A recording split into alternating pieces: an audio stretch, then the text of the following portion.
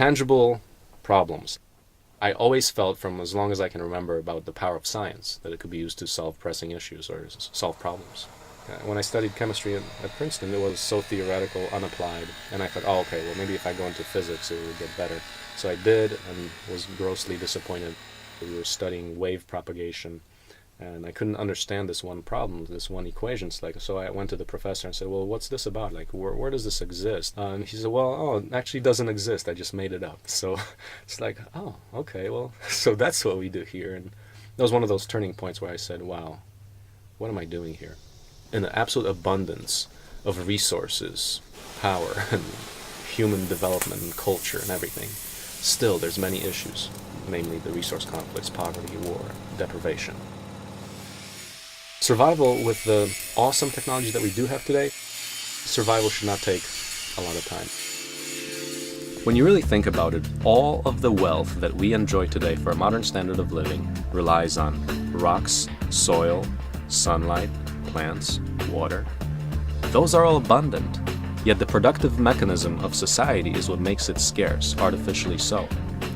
What if we can survive and thrive up to a modern standard of living, and not only that, at 2 hours a day of work and from local resources? How would that be? The most important part of open source ecology is this idea that with a small amount of resources and a small amount of money, anybody should be able to create a high standard of living for themselves and do it in a way that doesn't require a whole lot of time, a whole lot of money.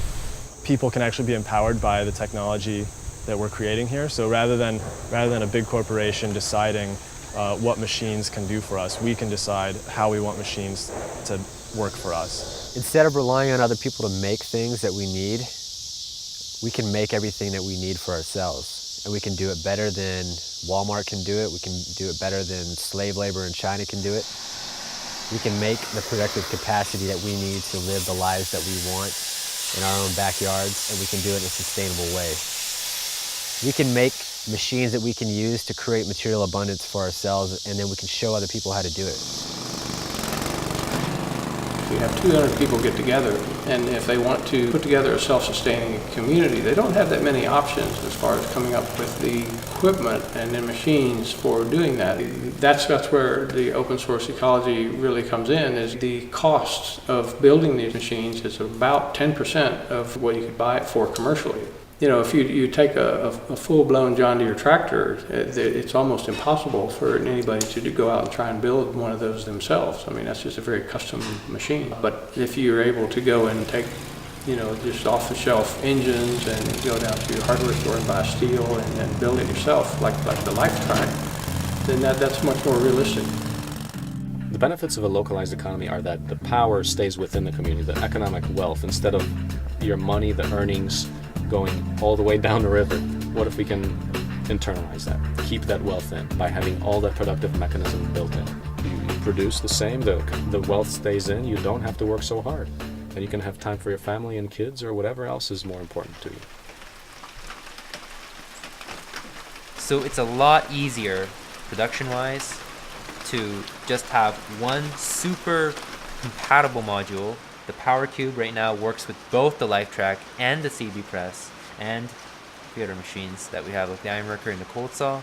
So that provides a much simpler product ecology because one power unit serves multiple machines. There's one thing about just being able to look at machines that have been developed on site here, and another thing to understand how the development process went through and what kind of documentation there is for these machines such that they can be replicated and improved on, right? Fortunately, we have that ability to have machine information in a digital format, and now we have telecom, the internet, to relay that information and have anyone just copy over the files and have access to it, the model, on their computer.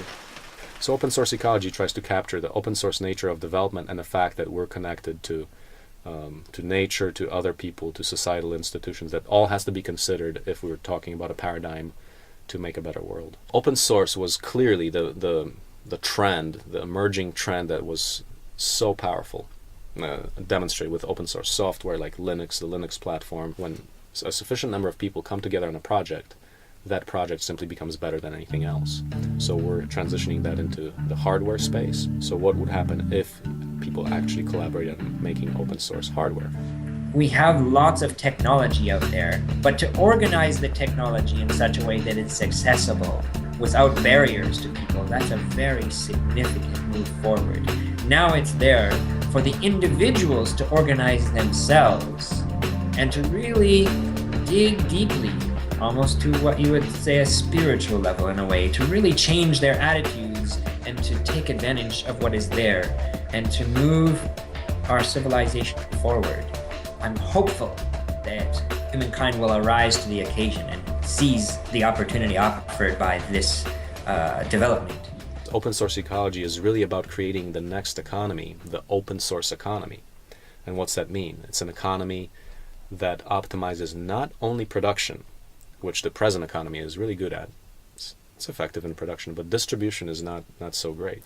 And how do you do that? And that is by opening so-called giving away trade secrets for free, or developing open source products for just about anything that we use. So imagine a scenario where now, instead of corporations all competing, reinventing the wheel and so forth, a lot of competitive waste, what if everybody were to join together to make the best products, most robust products that are open source, that anyone has access to producing them, and therefore we can run an economy in a collaborative way as opposed to a competitive, wasteful way.